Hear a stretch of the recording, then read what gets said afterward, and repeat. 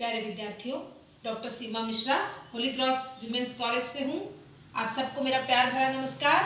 आज हम बात करेंगे पर्यावरण और विकास पर संयुक्त राष्ट्र सम्मेलन 1992 की, जिसे हम पृथ्वी शिखर सम्मेलन के नाम से भी जानते हैं और अंग्रेजी में इसे हम अर्थ समिट भी कहते हैं। ये 3 जून से 14 जून तक 1992 में चला था। अब इस सम्मेलन को लेकर सबसे बड़ी बात ये कि आखिर ये सम्मेलन आयोजित किया क्यों गया था।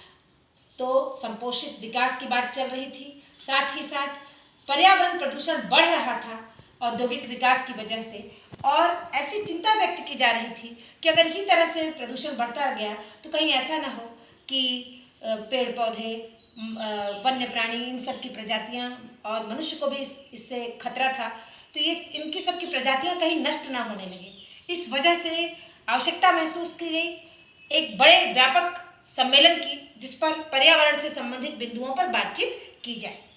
तो सबसे पहला प्रश्न उठता है कि आखिर यह सम्मेलन आयोजित कहाँ पर किया गया। तो मैं आपको बता दूं कि दक्षिण अमेरिका एक महाद्वीप है। दक्षिण अमेरिका महाद्वीप के ब्राजील देश में, ये येलो रंग आप जो देख रहे हैं इससे ब्राजील को दिखाया गया है। इसमें ब्राजील के रियो डी जेनेरो नामक स्थान में, मैंने लाल रंग से पॉइंट कर दिया है इसको, देखिए ये है रियो डी जेनेरो। इस स्थान पर आयोजन किया गया था, इसका होस्ट था रियो डी जेनेरो इसका, और इसमें 170 से अधिक देश के प्रतिनिधियों ने भाग लिया था, और इसके साथ 170 से अधिक देशों ने भाग लिया था इसमें, और 700 से अधिक गैर सरकारी संगठनों ने भाग लिया था, एनजीओज ने। उसके साथ साथ ग्लोबल फोरम के लगभग 7000 लोगों ने इसमें भाग लिया था। अब हम देखेंगे कि आखिर कौन से वो विचारणीय मुद्दे थे जिन पर बातचीत की गई इस सम्मेलन के अंतर्गत। तो पहला था विश्व को प्रदूषण से बचाने हेतु वित्तीय प्रबंधन, आर्थिक प्रबंधन कैसे किया जाए, धन का उपयोग कैसे किया जाए विश्व को प्रदूषण से बचाने के लिए, वनों का प्रबंधन, वन कटते चले जा रहे थे और उपलब्ध नहीं हो रहे थे उस मात्रा में, जिस मात्रा में काटे जा रहे थे, जिसके कारण प्रदूषण तो उत्पन्न हो ही रहा था, साथ साथ संसाधनों की कमी भी महसूस की जा रही थी। तो वनों का प्रबंधन कैसे किया जाए कि संपोषित विकास हो। संस्थागत प्रबंधन, सरकारी गैर सरकारी जो संस्थाएं हैं, संस्थागत प्रबंधन, संस्थाओं के माध्यम से संपोषित विकास करने के लिए किस प्रकार से प्रबंधन किया जाए।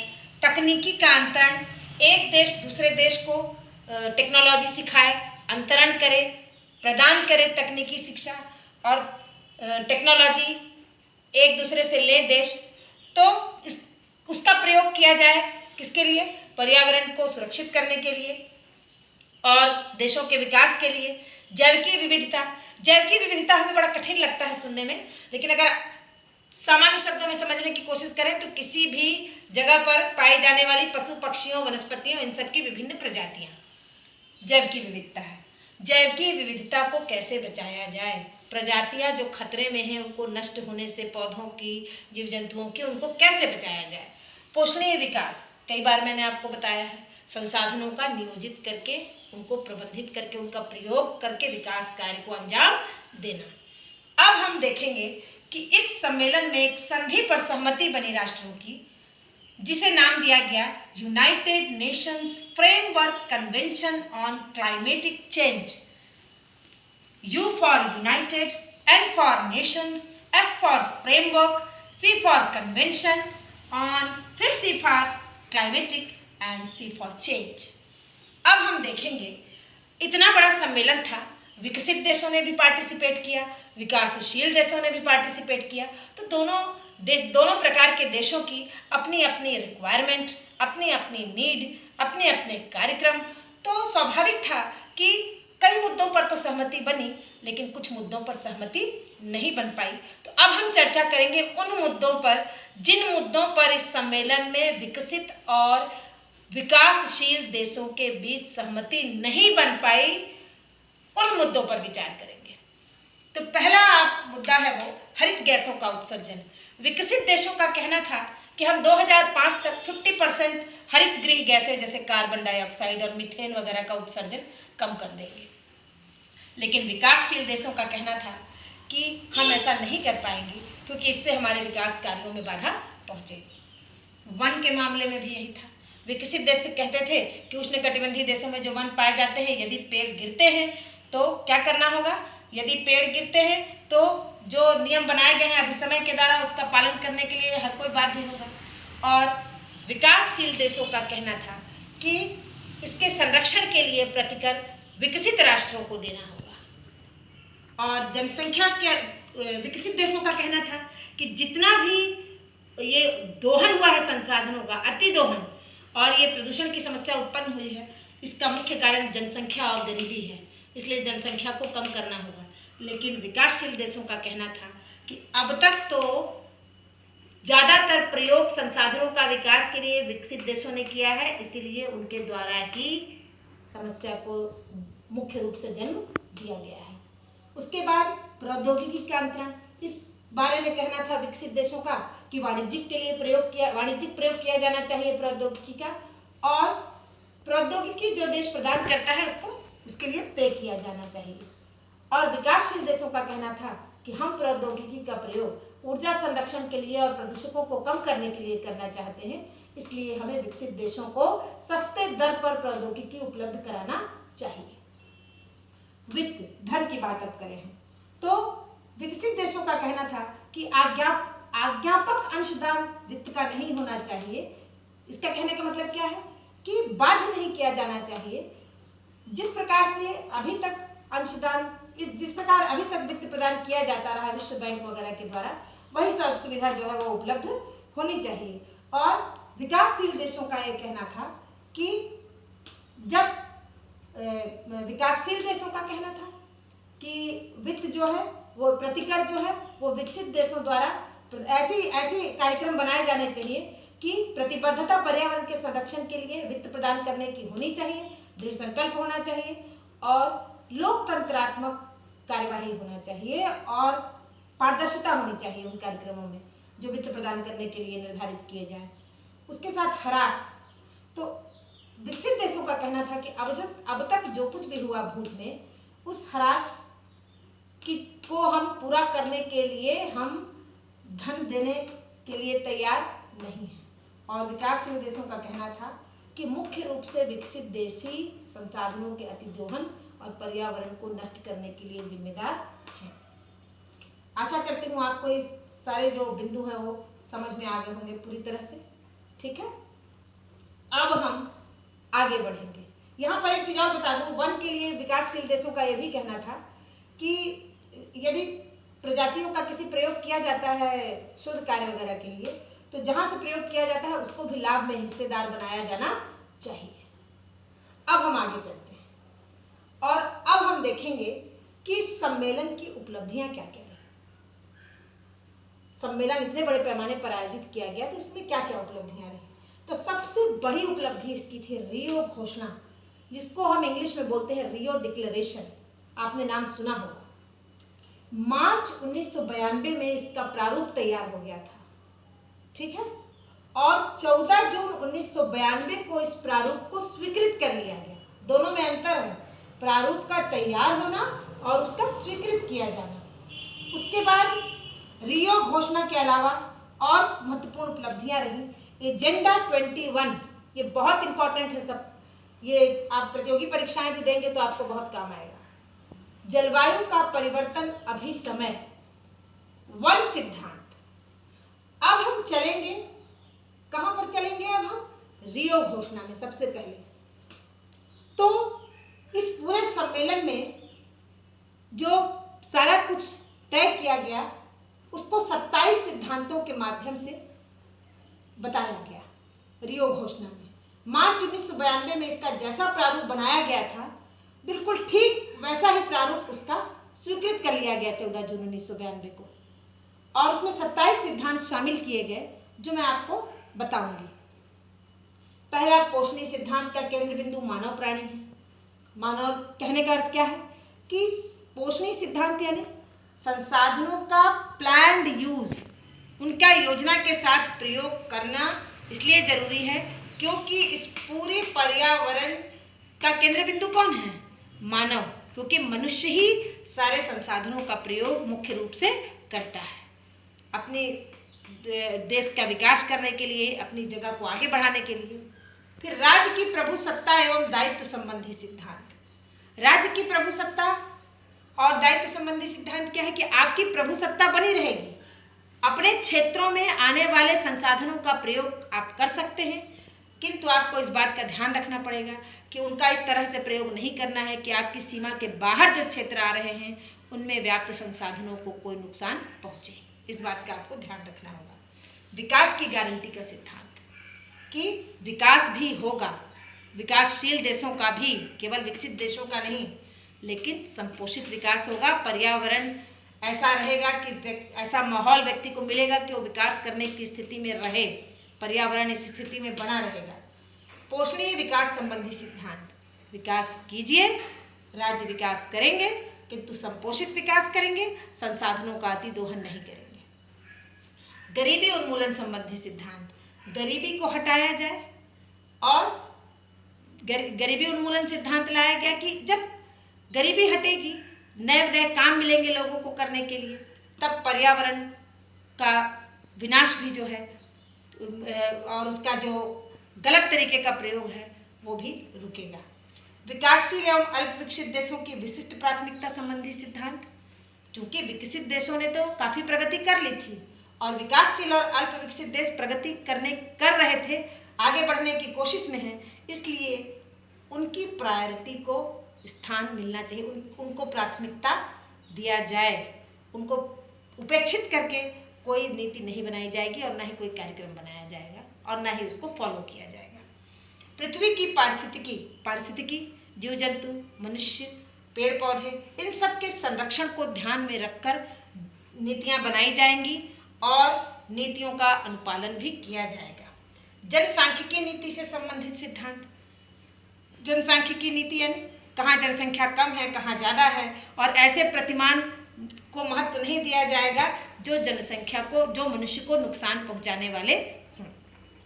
ऐसे पोषणीय विकास को ध्यान में रखा जाएगा। ऐसे कोई प्रतिमान माने नहीं जाएंगे विकास के जो संपोषित विकास को नुकसान पहुंचाते हैं।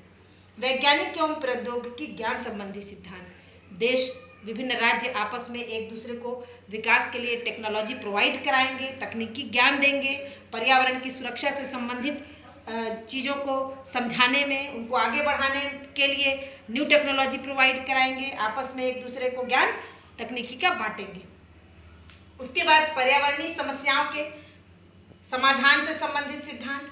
पर्यावरणीय समस्याएं जो अलग अलग क्षेत्रों में एक जैसी समस्याएं नहीं होंगी, किंतु जो भी पर्यावरणीय समस्याएं हैं उन पर विचार विमर्श करके और उन समस्याओं के समाधान से संबंधित कुछ सिद्धांत बनाए जाएंगे और उनका पालन किया गया कि किस प्रकार समस्याओं को पहचाना जाए और उनको समझा जाए और उनको दूर करने का उपाय ढूंढा जाए। पर्यावरणीय विधान संबंधी सिद्धांत। पर्यावरणीय विधान यानी जो कानून अंतर्राष्ट्रीय स्तर पर बनाए जाए पर्यावरण की सुरक्षा के लिए, उनका पालन किया जाए। खुली अंतर्राष्ट्रीय आर्थिक प्रणाली। आर्थिक प्रणाली ऐसी हो कि उसका प्रयोग पर्यावरण को सुरक्षित करने, प्रबंधित करने, नियोजित करने में किया जा सके।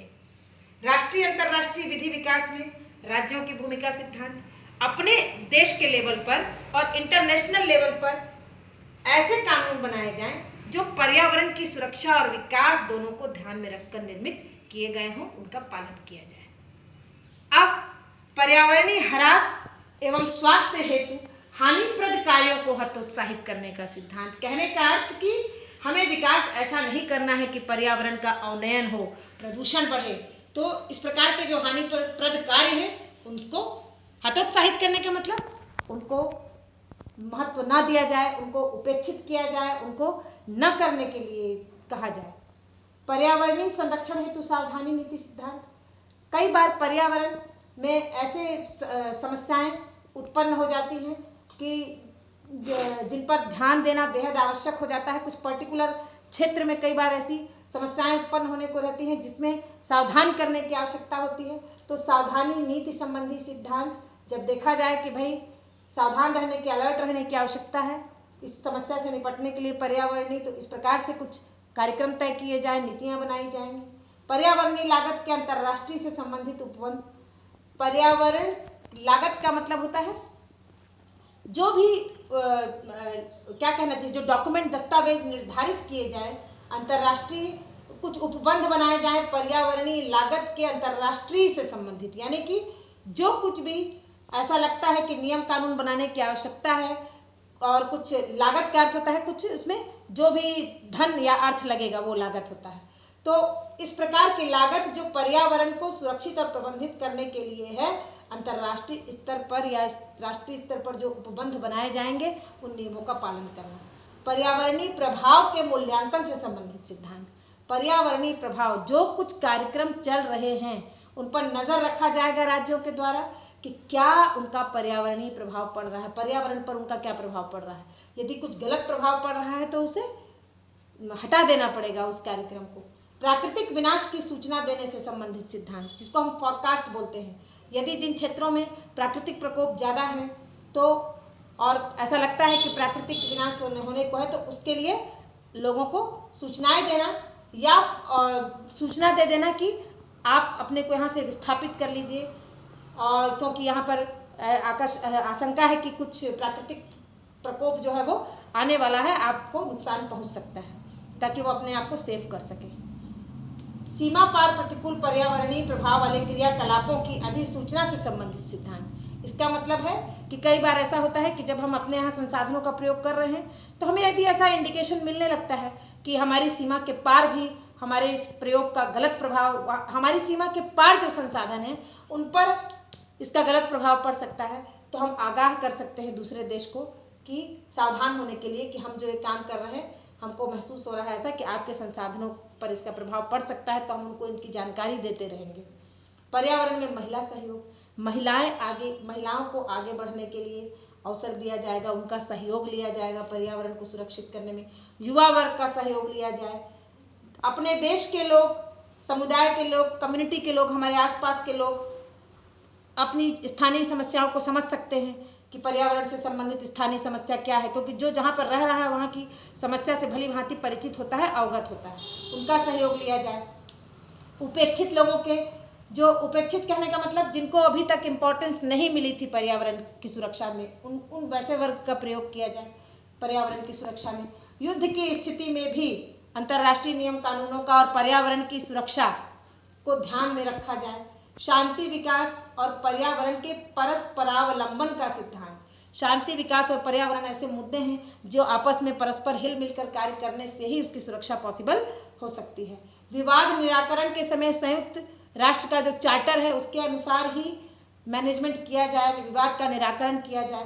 राज्यों और लोगों के सहयोग के संबंध में सिद्धांत, आपस में विभिन्न राज्यों के लोग जो हैं, विभिन्न देशों के लोग जो है वो किसी विवाद निराकरण के लिए सहयोग करें, बातचीत करें और निराकरण करें। तो ये था आपका रियो सम्मेलन में जो घोषणाएं की गई उनमें किन किन चीज़ों को बताया गया, क्या क्या घोषणाएं की गई। अब हम बात करेंगे रियो घोषणा के, दोनों को आप मिक्स नहीं करेंगे, रियो घोषणा और एजेंडा 21 को, दोनों अलग अलग चीज़ें हैं, मैं आपको बता दूं। अभी हम रियो घोषणा के बारे में बातें कर रहे थे, अब हम एजेंडा 21 के बारे में बात करेंगे। ये भी पृथ्वी सम्मेलन की ही एक उपलब्धि थी। इसको एजेंडा 21 क्यों कहा गया? क्योंकि 21वीं शताब्दी के पर्यावरण को बेहतर बनाने के लिए स्थानीय, राष्ट्रीय और वैश्विक स्तर पर इस तरीके के कार्यक्रम की रूपरेखा तय की गई और संयुक्त राष्ट्र सम्मेलन में द्वारा 1992 में इसको तैयार किया गया।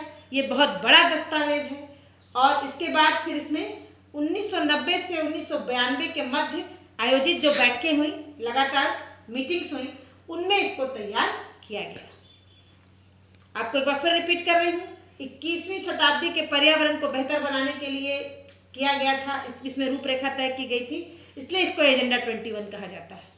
अब इसकी उद्देशिका में प्रियम्बल में शुरू में ही कहा गया है कि एजेंडा 21 आज की पर्यावरणीय समस्याओं को रेखांकित करता है, चिन्हित करता है और इसका मूल उद्देश्य है कि आने वाली शताब्दी में, अगली शताब्दी में पर्यावरण संबंधी जो भी चुनौतियां आए उनका सामना करने के लिए विश्व को तैयार कर दिया जाए। ठीक है, अब हम देखेंगे कि एजेंडा 21 को समझने के लिए हम इसको 5 खंडों में बांट सकते हैं। पहला खंड है जो उसमें अध्याय 2 से 8 सामाजिक और आर्थिक आयाम, इसमें क्या क्या चीजें आएंगी, किसी देश की घरेलू नीति, गरीबी उन्मूलन जो उसके कार्यक्रम होंगे वो, संपोषित विकास। फिर खंड 2, संसाधनों का संरक्षण कैसे किया जाए, संपोषित विकास कैसे किया जाए, पर्यावरण प्रबंधन कैसे किया जाए, जो अपशिष्ट पदार्थ हैं उनका निस्तारण कैसे किया जाए, ये सब अध्याय 9 से 21 खंड 2 में रखा गया।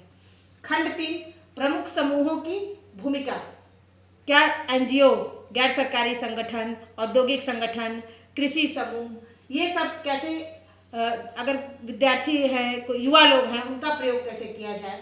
फिर प्रवर्तन के साधन 33 से 40 में। खंड 4, प्रवर्तन का अर्थ क्या होता है, इम्प्लीमेशन। किसी चीज़ को हम नियम तो बना दिया हमने, लेकिन उसको हम प्रभाव में जो लाते हैं वो होता है प्रवर्तन। तो प्रवर्तन के साधन ऐसे हों, इम्प्लीमेशन ऐसे किया जाए कि जो कुछ भी नियम निर्धारित किए गए हैं, पर्यावरण प्रबंधन के लिए कार्यक्रम निर्धारित किए गए हैं, उनको लोगों के माध्यम से स्थानीय स्तर पर, राष्ट्रीय स्तर पर उसका प्रवर्तन किया जाए। फिर पोषणीय विकास आयोग की स्थापना की गई।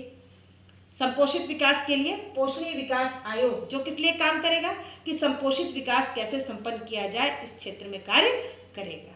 तो ये थे 5 खंड जिनके माध्यम से हम समझ सकते हैं एजेंडा 21 को। और अब हम इसके बाद समझेंगे कि एजेंडा 21 के विशिष्ट कार्यक्रम क्या क्या थे। तो एजेंडा 21 के विशिष्ट कार्यक्रम थे, पहला, पोषणीय विकास के क्षेत्र में अंतर्राष्ट्रीय विधि को और अधिक प्रभावी तथा परिणाम मूलक बनाए जाने की आवश्यकता अनुभव की गई। रियो घोषणा में पहले ही कहा जा चुका था कि क्या क्या करना है, अंतर्राष्ट्रीय विधि बनाना है, ये सब, लेकिन एजेंडा 21 में विशेष कर इस बात पर जोर दिया गया कि संपोषित विकास के लिए, ऐसे विकास के लिए जिसमें संसाधनों का उचित प्रयोग किया जाए, अंतर्राष्ट्रीय विधि को और अधिक प्रभावी बनाया जाना चाहिए, इफेक्टिव बनाया जाना चाहिए। और परिणाम मूलक, केवल कानून ना बनाए जाएं, उनके परिणाम मूलक कहने का अर्थ है कि उनका इम्प्लीमेशन भी हो, उनका प्रवर्तन भी हो। दूसरा, सामाजिक आर्थिक अनुबंध, एग्रीमेंट, सोशियो इकोनॉमिक एग्रीमेंट, सामाजिक आर्थिक अनुबंध किए जाएं, विधि के अनुरूप, कानून के अनुरूप हों, ताकि विवाद की दशा में उसे सुलझाया जा सके। अगर कानून के अनुरूप बनाया जाएगा तो सब कुछ लिखित में होगा, क्लियर होगा कि कैसे सुलझाना है। विकासशील देशों सहित सभी राष्ट्रों के सहयोग से पर्यावरण, सामाजिक आर्थिक अनुबंधों के अंतर्राष्ट्रीय विधि के प्रावधानों पर, इंटरनेशनल लॉज के बेस्ड पे ये एग्रीमेंट होने चाहिए, ताकि कोई कॉन्फ्लिक्ट खड़ा हो, कोई विवाद खड़ा हो तो उसको सुलझाया जा सके। उसके बाद विकासशील, चौथा नंबर, देशों द्वारा पर्यावरण विधि के विकास में राष्ट्रीय विधायी क्षमता के अनुसार तकनीकी सहयोग प्रदान करना। पर्यावरण विधि का विकास किया जाए और राष्ट्रीय विधायी क्षमता के अनुसार, यानी कानून के अकॉर्डिंग, लॉज के अनुसार किस प्रकार से टेक्निकल फैसिलिटी एक दूसरे को प्रोवाइड कराई जाए, वो ध्यान में रखना पड़ेगा।